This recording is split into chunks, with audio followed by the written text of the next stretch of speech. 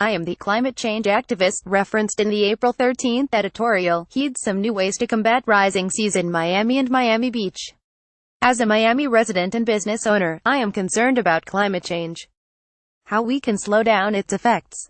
How we can protect ourselves from sea level rise. That's why I recently asked the City of Miami Sea Level Rise Committee to support providing taxpayers with a full account of the costs associated with planning for and adapting to climate change. With the encouragement of city staff, I was invited to present on a campaign recently launched by the Miami Climate Alliance and the Center for Climate Integrity, Pay Up Climate Polluters. As its name suggests, we believe climate polluters most responsible for sea level rise and other effects of man-made climate change should pay their fair share of adaptation and mitigation costs. Still, I was not there to talk about recovering costs, but simply accounting for them. Given the focus of the Sea Level Rise Committee, it seemed the most logical place to raise the question. In 2015, Miami created a Sea Level Rise Committee to help the community better understand and prepare for the rising seas and chronic flooding that South Florida is starting to see, often on sunny days, as a result of man-made climate change. The committee reviews any information pertaining to sea level rise, holding public hearings and issuing a written report to the City Commission in accordance with the authorizing legislation that I helped draft. However, a committee member publicly berated me for my public comments and told me never to come back. While that was disappointing, what concerns me more is that taxpayers still remain in the dark as to just how much man-made climate change has and will cost them as sea levels continue to rise. We do know a few costs, though.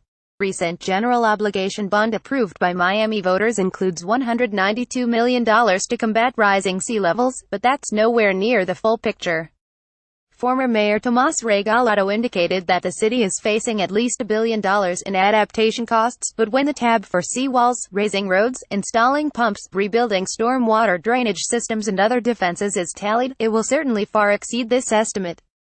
To give taxpayers the full picture of these costs, Miami should pass an ordinance to put a number to the cost of climate change.